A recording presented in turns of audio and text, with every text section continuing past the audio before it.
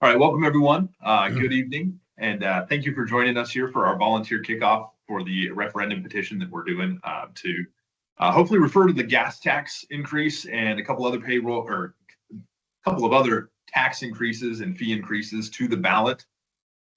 This is a large volunteer effort that we're going to need to be putting together. We're super glad to have you guys join. We got over 500 people that registered for this call. It looks like the number keeps going up. We're at about 300 on right now. Total volunteers across the state, we've had 1,500 people tell us so far, hey, I want to help get this thing referred. And tonight we're gonna walk through a little bit of the procedural items and structural organizational type stuff for No Tax Oregon. My name is Nick Stark, by the way. I'm the executive director of the Oregon Freedom Coalition. If you don't know much about the Oregon Freedom Coalition, you can visit OregonFreedom.com. We are a 501c4 organization that is dedicated to basically restoring freedom and prosperity to the state of Oregon. And the biggest way to do that is just to create a big, largely nonpartisan group of conservatives and conservative infrastructure in the state to reach low propensity conservative voters with messages that actually appeal to them. Things like the tax issue and getting them involved in not just voting, but in some cases actually emailing their legislators, doing things like helping to gather signatures for petitions, all sorts of things. If you want to know more, you can visit OregonFreedom.com, like I said. Before we get started and we roll into kind of what No Tax Oregon is, why we put it together, why it's the driving vessel behind the referendum petition and whatnot, I real quickly just want to thank Connie Welchel and the Oregon Republican Party for in-kinding the webinar software. I swear I'm going to get my words right at one of these points here, but in-kinding the software that we are using tonight for us to be able to do this call. So once again, thank you to Connie and the ORP for that. Really quick, I just want to briefly discuss what No Tax Oregon is. If you have been paying attention at all this year, you may have actually seen it before the ballot initiative process was underway and we had the gas taxes actually passed here in September. We actually used No Tax Oregon back in June as the first part of our comprehensive tax reform plan and strategy and vision for the state of Oregon. And what we did in June was we used No Tax Oregon to help people send emails to their legislators saying, please do not vote for this terrible, terrible, devastating bill. And we had over 10,000 people send emails to their legislators. And these weren't just people like us that traditionally participate in politics and always kind of send the emails and do that sort of thing. These were people that traditionally don't involve themselves in politics, that really saw this bill as bad for them and participated. And it wasn't like we got 10,000 statewide. We actually focused it to a few particular counties. I say all that because it then morphed into what we see now with the driving force behind the referendum petition organization and structure. Long term, what we see it as is something that can do a lot to move the ball forward on lowering taxes in this state. I always say my dream goal is to have no income tax in Oregon.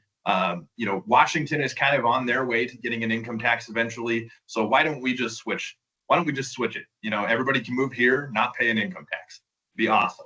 And really, there's a lot of states around the country that are moving towards income tax elimination. And I think in order to keep Oregon competitive or make Oregon competitive and prosperous, we really have to start moving towards reforming a lot of our taxes.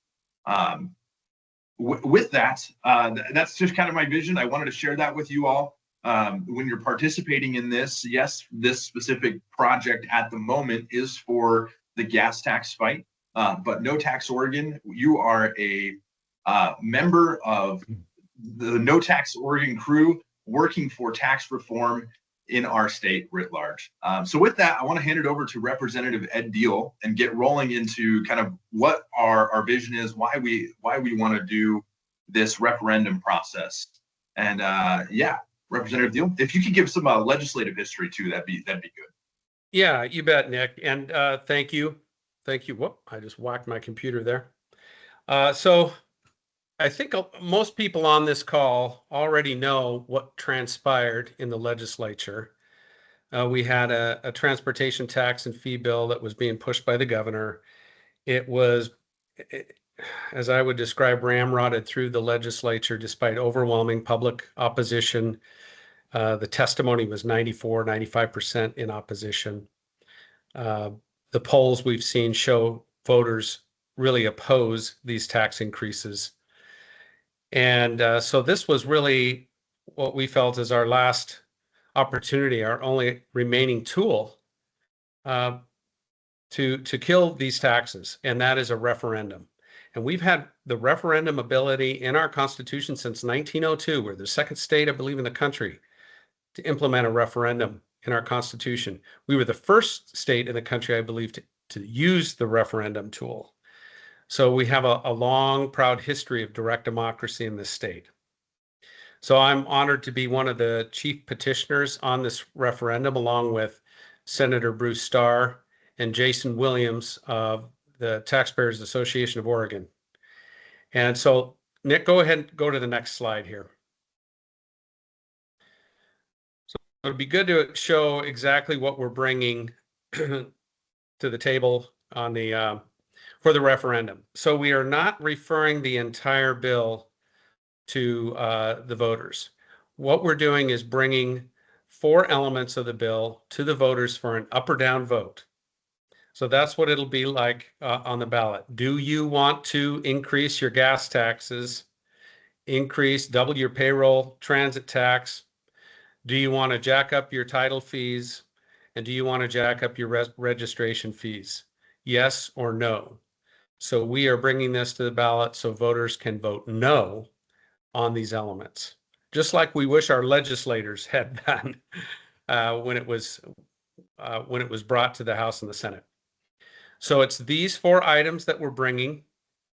There's a lot in this bill, and really this is what we're trying to do here is a bit strategic. Where, I think the bill is over 54 pages. Somebody mentioned the income tax increase. That's a payroll transit tax increase. There is no income tax increase in this bill, but we are bringing to the referendum the payroll transit tax increase. So there's some strategic reasons why we don't want to bring the whole bill. There's actually a few pieces of the bill that are okay. So we brought the 4 elements that really have people fired up and are most concerning to the vast majority of Oregonians, and those are those 4 items. The way referendums work is we have 90 days after the end of session, sine die, to gather the necessary signatures. But it's a little clunky. So October 2nd was day 1 of the 90. December 30th is the drop dead date. We have to, that's the final day for us to file signatures. But here's what goes on in between. We cannot start gathering signatures until the governor signs the bill into law. Once she signs the bill into law, we submit our petition, and the Secretary of State has a little bit of time to turn that around, and then we can gather signatures. She's had several days to sign this bill. She's not. That indicates to me that she's going to drag this out. If she drags it out as long as possible per statute, she can drag it out 30 working days. That would put it out to November 12th.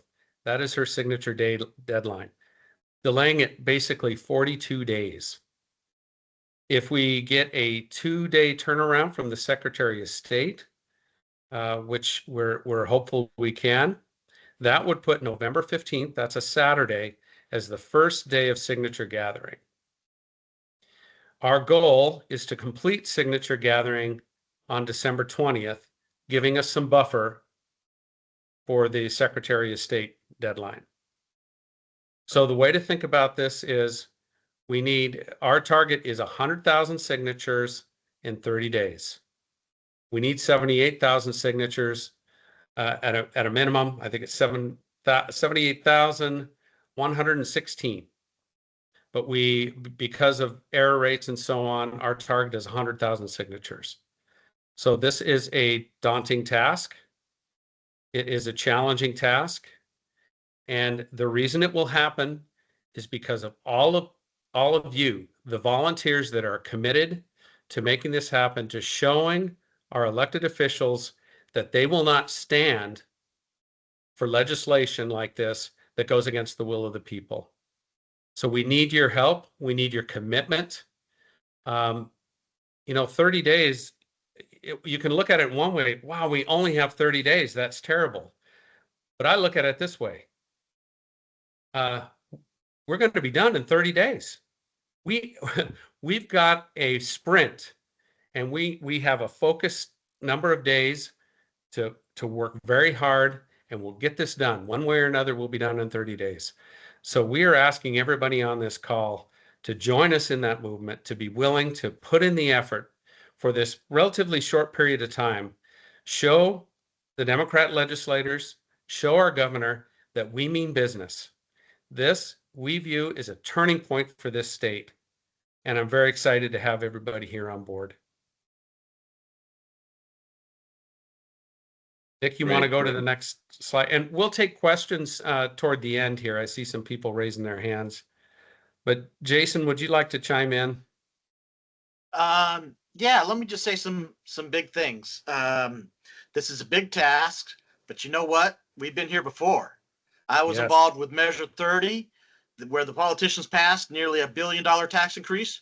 We took it to the voters in record time, and the voters trounced it, and we stopped the tax. And the impact of that was felt for several legislative sessions. So what you're doing, we're about ready to make history again and to do this. So that is very big. I want to let you know, as we said before, they ramrodded this through the process. You know, they had a 6-month session, and they waited for the last few weeks before they gave us a bill. When they gave us the bill, they didn't tell how much it would raise. Even the Oregonian would say, please show us the numbers. You've got this bill, but you're not telling us. Lawmakers but the day before the hearing, didn't even know how much this bill was going to be. Throughout this whole process, you have been left out of the process. Now you're back at the table. Now you are the person in control. You are in charge. So that is very good. There's some technical things I want to get into, but maybe I can bring those up later. You bet, Jason. Somebody pointed out that if everybody on this call gathered signatures, that's about 260 signatures per person. On a petition like this, we could do this in an afternoon. You set up at a gas station, you're going to get a lot of people signing this thing. You set up at a holiday bazaar, an event, you're going to get a lot of people signing up. We can do this. We can do this if we work as a team. Black Friday signature gathering. That's how I say Yes, you got it. Somebody said I'll tell you 10 days. the one thing that makes people really sign this petition is not just that this gas tax, it's going to cost you like an average family of $300 if you have a kid. But if you tell them this is going to give you the right to vote. And I tell you, when I was doing a circulating petition way back in the mid-90s, there was a light rail thing that people loved light rail, but the politicians voted funding for it. There was a petition to say, hey, let's bring it to the ballot. Every time I would get signatures that says, give you the right to vote. And people would say, you know what? I like light rail, but I would like to have a vote on it. So when the people on this call, when you're out there, if you just remind people this will give you a right to vote, you're going to get just about everybody to sign on, more so than just a big tax increase. So I just want to remind you about that. The right to vote is a very powerful statement. Yeah. Kevin Hoare just posted, Kotek is warning voters not to sign the petition. That just gets me fired up more. I don't know about you guys. Yeah. Well, hey, Nick, I'll hand it back to you. Great. Yeah, I want to go ahead and have our third chief petitioner on this thing. Go ahead Is and Bruce speak. online now? I see him here. Senator Starr, are you with us? I'm right here. Hey, Perfect. hey, Senator. Hey, I appreciate the fact that everybody's on this call. I do want to call out Representative Deal. Representative Deal has done the lion's share of the work on this, and we all are blessed to have Representative Deal as part of this effort, and Nick as the right-hand man there. We've got a win team that ultimately is going to get this done. It is extraordinarily important that we do it. If the minority in Oregon, some minority Republicans, this is the only option that we have in order to hold the majority accountable, in order to hold the governor accountable to the voters. This is the only option that's left. If we are going to do good transportation policy in this state, and that's policy that actually brings Republicans and Democrats together, then we have to do it. This is the only way to get it done. And it's going to be a challenge. It's going to be tough. There's a lot of work, but it's doable. And we just gotta buckle down and get the work done. So thank you for everybody on the call, and Representative Deal, thank you for your leadership on this. There's no better partner to help lead this effort than you, and I'm very grateful for you. Thank you. Thank you, Senator. And it's a team effort here, that's for sure. Well, with Nick, that, I want to just kind of, before we move on here to Jody Fleck, our grassroots director here, I wanted to say, is there any element of this that we missed that we need to cover on just the legislative history and the procedural before we get into just the nitty gritty here? Anything you guys can think of? I'd say let's dive in, and then hopefully at the end we'll have some time for questions. Perfect. So let me see here.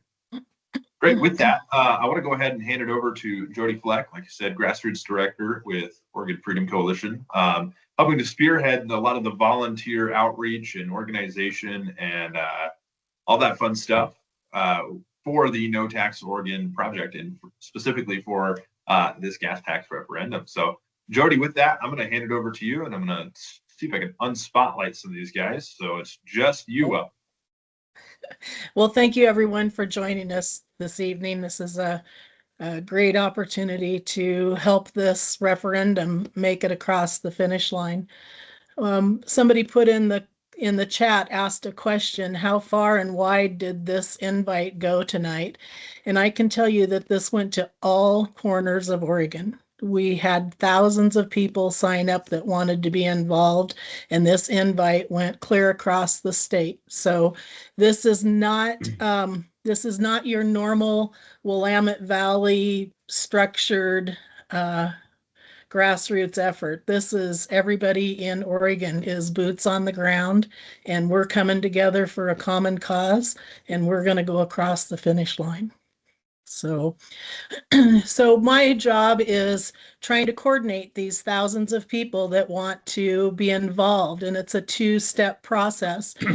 We have people that want to help gather signatures, and we have people that just want to sign. So with the structure we've set up is I'm the grassroots director. Nicole Kalk is my right-hand lady, and I say you would have to understand how fantastic that is, because I'm left-handed. And so if she takes care of my right hand, we're taking care of this on double duty here. So she's a fantastic person to work with. So I am going through and assigning captains. Some will be just a county captain, like Wheeler County might only have one captain. Some of these bigger counties like Clackamas, we're pulling out captains for cities. Molalla, Sandy, Oregon City, Canby. People are stepping up to be a captain for that area. And then we're taking other areas by a region like Sutherland and the north part of Douglas County. And I will take as many captains as people want to volunteer to do and break this down into smaller bites, because that's how we eat the elephant, one bite at a time. So I'll take as many captains as people want to step up and take on that responsibility. Then I go and grab all the volunteers for your area and give you their contact information. Be up to the captains then to get those volunteers working. So that's how this structure is going to work. Pretty simple and pretty efficient. And we already have over 20 captains in place that are already activated. So that's the structure. And Jody, I know we're going to get into a little bit of what the petition captain role is in here for a minute. But can you briefly just explain how people get involved with, showing their interest that they want to be a petition captain? Where can they go to do that? So go to notaxor.com and there's a sign up form there. And at the bottom of that form, there's a button to mark if you want to be a captain. If you don't want to be a captain and you want to help in other ways, mark the other boxes that apply. And that is the very best way to sign up, as opposed to trying to email me or text me. This puts all my information in one spot and makes my job a little easier. So I appreciate it if you want to do it. notaxor.com and sign up. I know that many of you previously signed that form, and that's how you actually got this email, was that you filled it out and told us that you wanted to volunteer in some capacity. If you already did that, go ahead and go back to that form and make sure you click on that petition captain thing. We'll get a fresh update, know that you want to be a petition captain, and it'll come across our desk. If you didn't already fill out that form, why haven't you? Go to notaxor.com and fill out the form. That's how we get to stay in touch with you guys, let you know what's going on, any updates, that sort of thing. Jody, back to you. Okay. So that's basically the way the structure is going to be. And then if you'd like, I can go into a little bit of detail on what a petition captain is. Yep, let's do that. So a petition captain is not just putting your name on a piece of paper. It's going to be a lot of work. You are going to coordinate the signature gatherers. I'm going to give you a list of people that have volunteered already to help. And so you're going to coordinate those people within your area. You will still continue to recruit circulators, and you'll support the ones you have. There's going to be managing, the weekly intake of the petition sheets, tracking your totals, and then mailing those completed petitions to me. You need to keep track of everybody that you gave petitions to, so that you can make sure you can collect them back up and that they get sent on to me. Gonna hit the next slide. My bad. Trying to do some back end work here. My bad. So your core responsibilities will be manage the volunteer list, weekly collection point, however you want to work that out with your volunteers, weekly reporting. So we will be working off of Google Sheets, and you will log your information into those sheets. And then mailing your completed petitions to me weekly. Establish and maintain permanent signing locations. And what I mean by a permanent signing locations is if you have businesses in the area that are willing to collect signatures, or if you have standing spots that you're going to put up pop-ups. Like, and I'm going to talk a lot about Molalla tonight. Scott Kaiser, the mayor of Molalla, was my very first captain. He already has 4 or 5 permanent places set up, and the times that those places are going to be manned.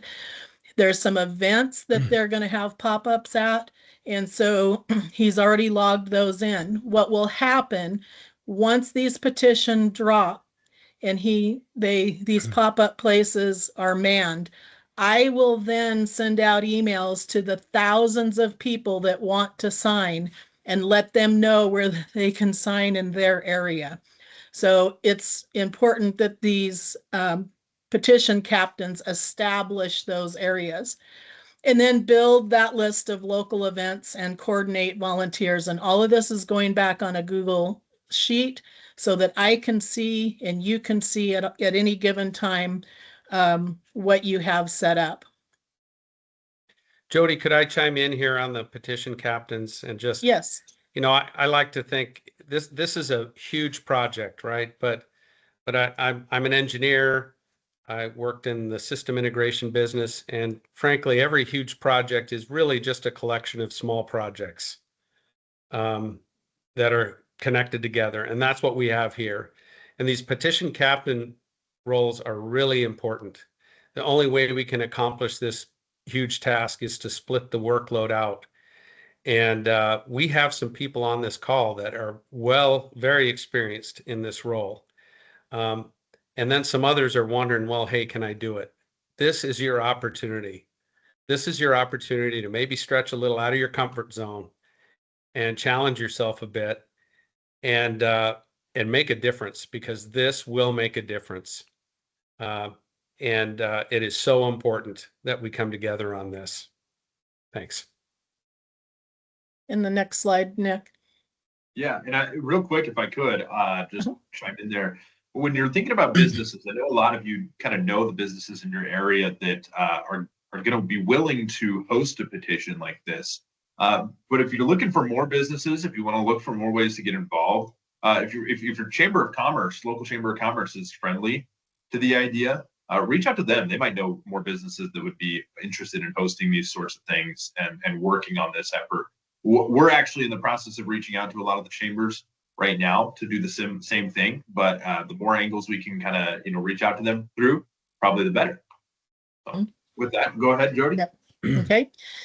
And so then the petition captains will also be in charge of quality control. So you need to be monitoring your sheets when you come back, make sure your circulators are checking them, make sure there's no Mickey Mouse on there or Elvis Presley, making sure that your circulators are signing their name clear and legibly. It's just a little quality control before they come to me. Then you'll offer training and support to your volunteers. And we already have, when I say we, Nicole has already put together some fantastic training material that will go out to the captains. And if any of the captains need help with the training, let us know. We'll help you through that. We will offer materials and help you figure out your materials logistics on getting stuff out. Compliance and messaging will help with that. Deliverables. So a couple of things that we're offering is we're hoping that some of the captains will be able to in-kind donate the cost of printing petitions and mailing them to me. Although we don't expect anybody to have a burden and prevent them from helping with this cause. So we will send petitions to print shops in your area and pay for the printing. We will reimburse you for postage, mailing the petitions to me. And we will also be providing yard sign signage for each of the pop-ups that you will have.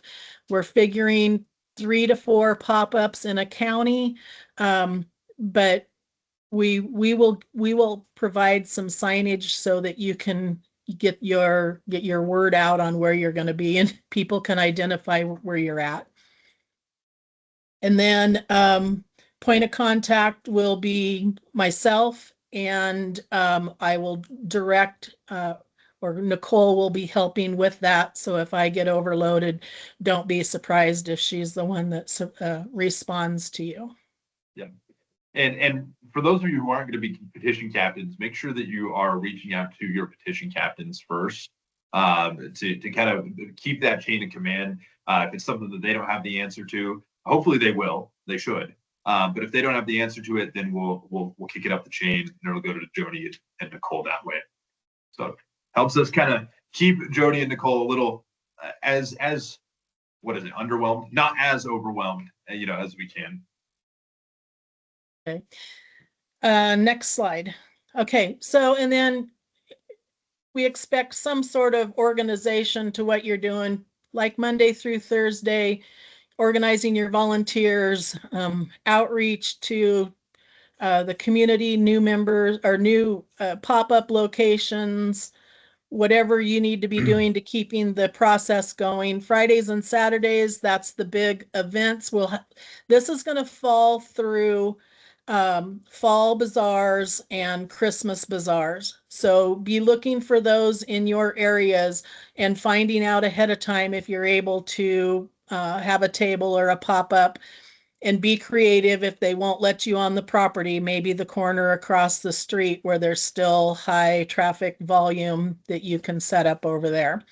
And then on Monday mornings, we want you to track how many signature sheets you have. Your Google Sheet will have a spot to put in how many petitions you're mailing me, and send those off on Monday mornings. If you are in a high volume area and you have 50 to 100 sheets completed and it's Wednesday, feel free to put them in the mail to me, but please go to the Google Sheet and log that you've mailed them to me. I will be checking those off as received as they come in, so that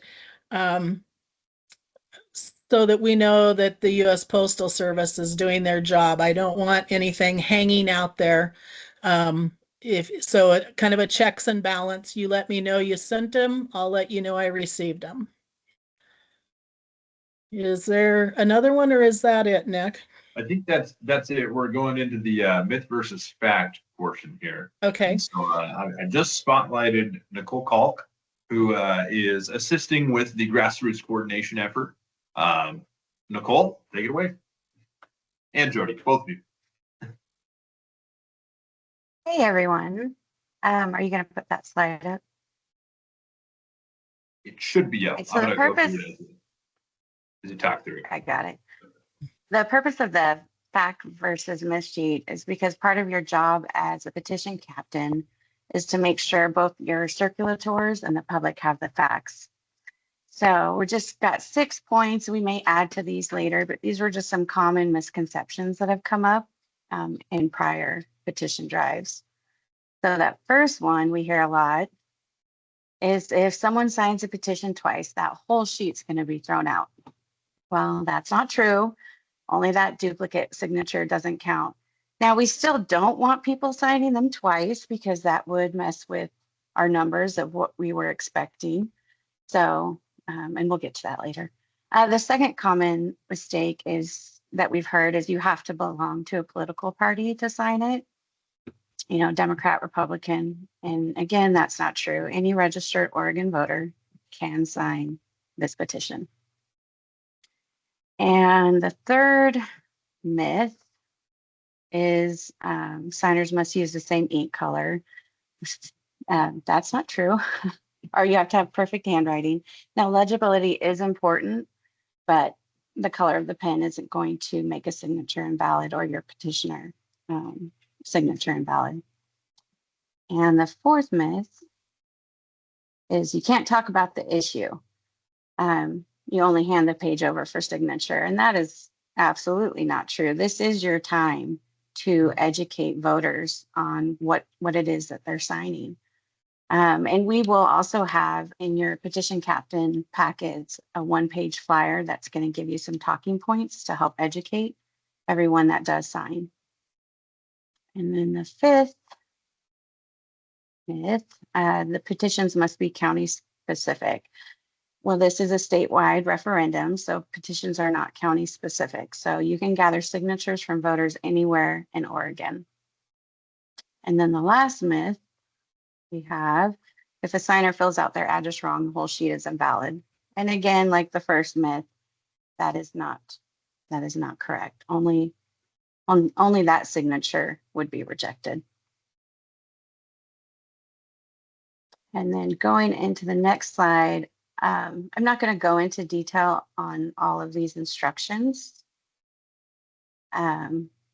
When you have your packet, your petition captain packet, we will include 2 sets of instruction sheets, one for the individual circulators and then one for businesses that want to host these petitions. And they cover the basics, confirming the signer is a registered voter, making sure they haven't already signed, and reminding them to to sign just like they would on the ballot. Circulators must personally witness each signature. Obviously, that's a pretty key legal requirement. And once all 10 lines on a sheet are filled, the circulator must sign and date the certification, making sure not to write a number in the sheet box, because that section is going to be handled later by the coordinator. And I think that's all I have. Again. Could I add something on that? Yeah. When it says, as you're the circulator, you're the person who witnessed all the names on a sheet. If you're at a trade show or something and you have people fill out your sheet and then you leave, and then strangers come in and sign your sheet because you left it on the vendor table, that's a big no-no and a big election violation. And our opponents, they often will go to places to watch to see if there's any if you have a petition with names on it and there's no one around, they will report you and they will go out to places and look for that. So if you are gathering signatures, when you're done, keep it with you. Never leave your petition sheet out if other people have signed it. You need to say a witness to every signature. If you're not witnessing every signature, that's a big problem. So that's just a technical issue, but just remember, big red line, don't leave your petition sheet unattended. I'd like to add one little tip to that too, if I may. I know we're not getting into details tonight, but people, registered voters, they need to be active registered voters. And a lot of times people don't know.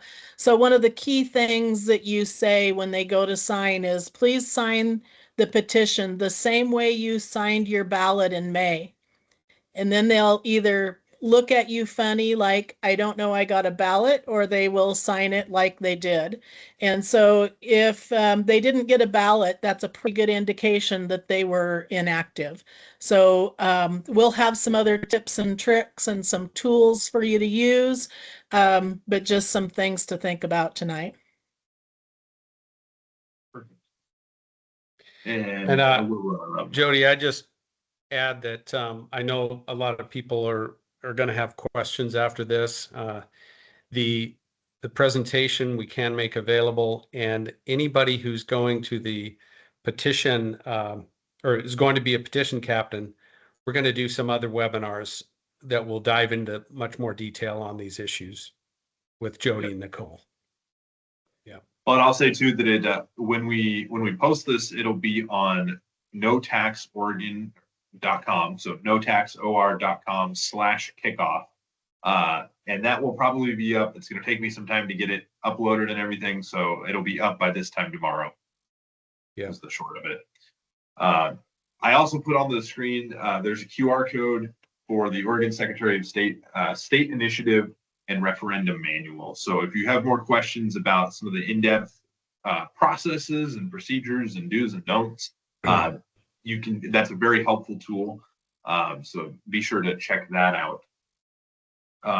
With that, I think we're on our last slide here in our last couple of minutes in the call. So Representative Deal, if you want to just walk us through some of just the immediate next steps and what we're give us a call to action and yeah. Right. So thank you again for everybody being here. I think we hit 394 people. That's amazing. And so we are laser focused on what we have to do to prepare to get this machine all geared up and ready to roll once we can gather signatures. So that's what these immediate next steps are all about. So for one, Jody and Nicole will be finalizing the petition captains. We've got a great list so far. We just need to finish that. We'll be organizing volunteers by petition captain. When you go to the website, notaxor.com, and sign up, we know where you're at, so we can help identify a captain if you're just somebody that wants to gather signatures. Arrange a petition captain meeting. We'll set that up. It'll be another virtual call where we'll dive into more details here and let people ask questions, and we'll have material prepared for you. A big thing is if everyone starts thinking about what, like we've already talked, what businesses will help me gather signatures, what venues are coming up. Look at the schedule of things that are coming up during the holiday season. Where can we set up to gather signatures? Let's identify those and start recording those now, along with the dates for different programs and venues. So we have that. So on the day that we can start gathering signatures, we know exactly where we're going to go and what we're going to do. And last, there's several locations where you can stay informed. Most of you have already signed up on the website, notaxor.com, which is awesome. We'll keep that website up to date, and we'll be sending you mailers, information via the mail to keep you updated. You can also follow us on our Facebook page, No Tax Oregon, and the accompanying Facebook community page. And then Jody, our grassroots director, her email is listed here, grassroots@oregonfreedom.com. So with that, I'd ask Senator Starr or Jason, are there any additional comments you have? And then we'll dive into some questions. Bruce, I got some stuff, but I want to ask, let me run it by Bruce. Yeah, I just am super glad that we have so many people on this call. Share the information in your own network so that we broaden the number of folks that get engaged. Yeah, that's something that's easy to do. You share social media posts and talk to your friends and point them to this website so we get 1,000 people out gathering signatures. That it's going to make a difference. The more people that put their hand to the plow here, the easier the work will be for everybody. And thank you. Yes, and I just wanted to cover one issue. This is one of the most common mistakes when people make petitioning, because Oregon has a rule that most other states that have petition process doesn't have, and that is on the circulator at the bottom of the petition, you got a sign saying you're the circulator. People forget to sign it. They forget to date it. I always put a big picture like this. You know, if I send out envelopes or do's and don'ts, I always show people that. And so I'm going to say one of the biggest mistakes people are going to make, it's a correctable mistake, is that they're not going to sign at the bottom of the sheet saying they were the witness in the circulator. So please keep that in mind as we do this, and it's going to be great. You can feel it in the air. In fact, who was that? Someone already said in the chat. He said that they got 240 signatures just in 6 hours on the recall petition. And so there's people here on the chat that were getting a lot of signatures. So, folks, it's happening as we speak. Right. And I do want to say that most of our updates, all of this information, the flyers, the handouts, the do's, the don'ts, it will be posted to the No Tax Oregon website. As we're kind of getting things rolling, getting everything formatted and finalized, it will be posted there. We'll have that up within the next couple of weeks before you guys are out in the field actually collecting signatures and everything. But again, I just want to reiterate, this video will be posted online within the next 24 hours. And so please, I encourage you guys to, if you need to watch it back, refer to that. Otherwise, yeah. Do we want to take a few questions? Yeah, a number of people have their hands raised. Perfect. And I just want to ask everybody, I'm going to let you guys go on mic here real quick because doing it through the chat is just crazy. Make sure you just keep your questions straightforward and to the point so that way our guests can have an opportunity to answer them before we got to go here. So we'll go with Paul. You are up first. Paul, are you there? It's like you're muted. Nick, would you like me to help you when people are in attendance? In a webinar, they can't be on the mic unless granted permission. I thought I granted him permission. I but don't maybe see you that. check for me. Yeah, go ahead Yeah, and that'd be help us perfect. with that. That's great. Yeah. Thank you. There is a question I keep seeing in the chat, and people have been asking about single signer sheets and can they download, a PDF of the normal petition? Okay, Paul, you're good to go. So unmute yourself and you can talk.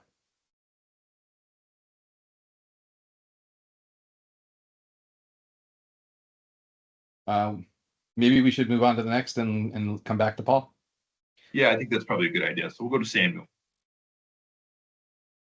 Okay, Samuel, you're engaged. Unmute and you can ask your question.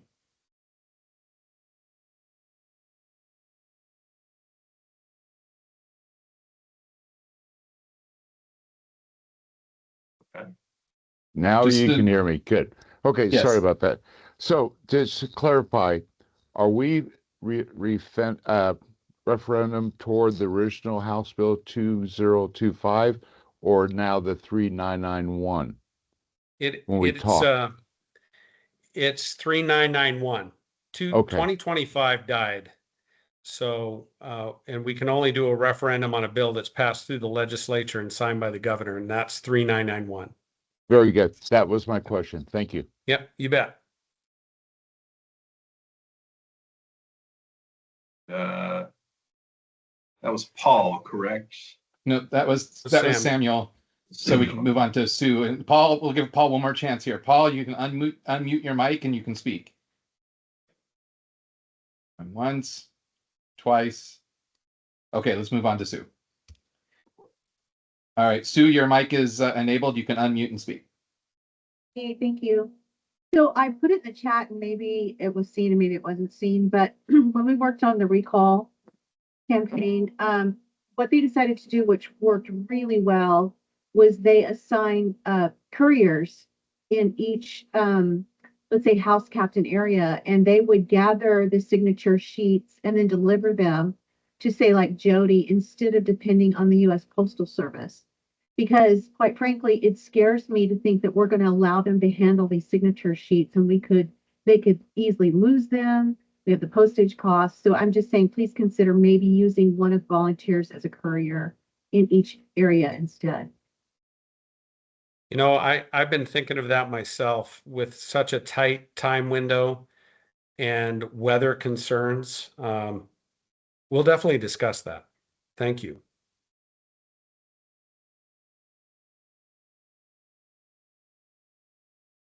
Okay, looks like Paul Rossi is next. So Paul Rossi, your mic is enabled. Unmute and go ahead.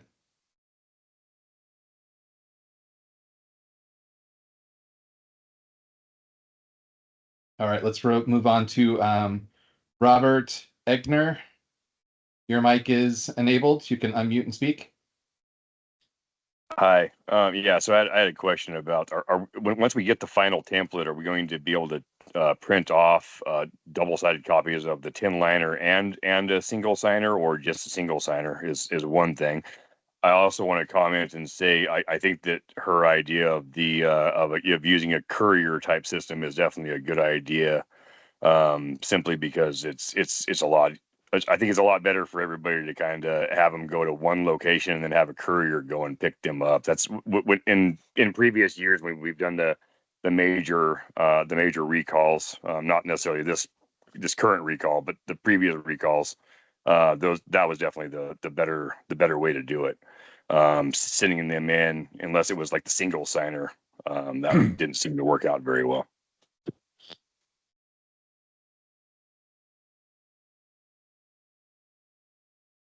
What was the first part of that question there? I'm sorry.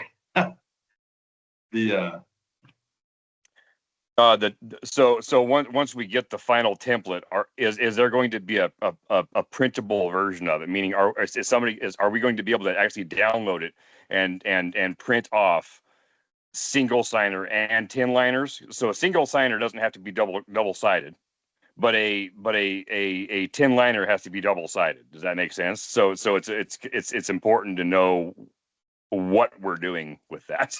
Yeah, so if I can jump in here, the petitions, the single signer is designed that only that person print it, or they ask a friend or neighbor to print it for them. We are not to have the single signers pre-printed and handed out. So we will not, if we have the single signer, it will be on the website and people can print it out, sign it, and send it in as it's intended. As far as the 10-line petitions go, we are not going to make these available for anybody to go and download. You're going to have to get a hold of me so that I know that they're printed correctly and that I know who is circulating petitions. So it'll either be through me or through the captain in your area to get those petitions. The one thing that has happened in the past is and maybe not to a large degree, but it has happened. People want to go gather signatures, and they do. And then they have a dozen sheets and they let them sit on the dining room table and they don't get sent in. And the people that signed those are disenfranchised because their signature never makes it back to get counted. So we're going to have some checks and balances and some accountability in what we're doing, because we have such a short time to do this in. That's the answer that I was hoping to hear. So thank you very much. And I saw Paul Rossi unmute himself here. So Paul, if you want to ask a question, go for it. Otherwise, we'll go ahead and move on. Yeah, I'm here. So my question is that I kind of travel between three counties: Multnomah, Marion, and Lincoln. I have two houses, and one in Marion, one in Lincoln, and I work in Multnomah County. I have a business there. So will I need three petition captains, or can I do this all as just one? Because I would like to be able to do it in all three of those counties.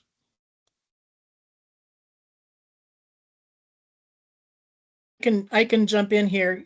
If you want to be a petition captain in our covering area, that's fine, as long as you're not setting up pop-ups or events working against the captain that's already in that area.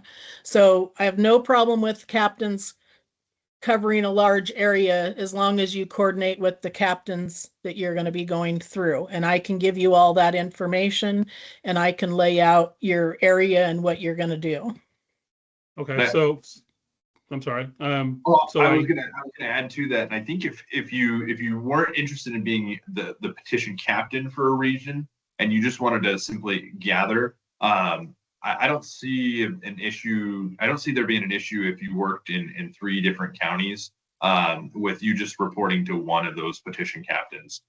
So likely if it was something where you were gathering signatures in all three areas, we would just have you pick one of the captains in one of those areas and just, go through them on stuff.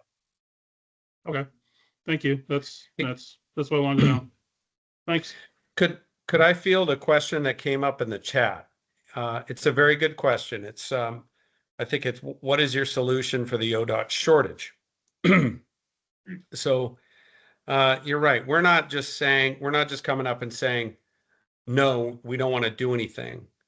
What we're saying is we want to fix this problem, but we don't want to raise our taxes. And frankly, we don't have to raise our taxes to do it. Part of the problem that we have with ODOT is we have constricted how funds can be spent. In 2017, for example, when a bill was passed to increase the gas taxes, which have gone up considerably in the last several years, only 6% of that money can go toward maintenance. The rest goes to capital construction projects. That's just one example. There's other examples where the legislature has targeted certain initiatives and agendas that are not necessarily aligned with what Oregonians want, which are safe, well-maintained roads. So what we're proposing and what we really want is the governor and the Democrat leadership to come back to the table and seriously look at these alternatives. We know that we can't just say no to these taxes and be fine. We need another solution, which we have. We want them to come back to the table, and this is the tool to allow us to do that. I hope that answers that question. Yeah, that's absolutely it. This is not just we don't like taxes, and so we're gonna, kill your tax increase, and who cares what the ramifications are. This is, you guys in the legislature put forward plan after plan all year to, try and meet them halfway on things. But the baseline was no tax increases, because we can do it without tax increases. But they just refused to, to come to the table and discuss. They were just held right on the tax increases. So the governor has presented a false choice. Mm-hmm. Yeah, if it was either pass this or our roads can't be plowed, that is a false choice. Mm-hmm. And if it was such an emergency, why are we here in the middle of October talking about this? And it just passed 2 weeks ago. How come they couldn't get it done during session? How come they couldn't do it during the beginning days of the special session when they claimed it was an emergency? Why is she going to wait 30 business days to do all this? So anyways, it's really a matter of priorities. So yeah, great. There's some more. Yep. Okay. So Michael, Oregon, your mic is enabled. Unmute and go. Thank you. Hi, everybody. This is more of a legislative techno question about the rules itself, and it comes up and the recall as well when we go to turn in signatures, as well as timing for initiative petitions. I've never been involved with the referendum, but it seems like in the legislation or the statute itself, slow walking is built in. Is there a way to do housekeeping on the time frame so the clock starts when the legislative session is over, technically right now, but is there a way to next session change that rule to where after it's approved or after the governor signs it, so they can't have 12 of the 60 days burned up on the clock? That's my question. Thank you. I think that will take another initiative to make that happen. And I know it's been tried before. I think it was combined with something else and it failed.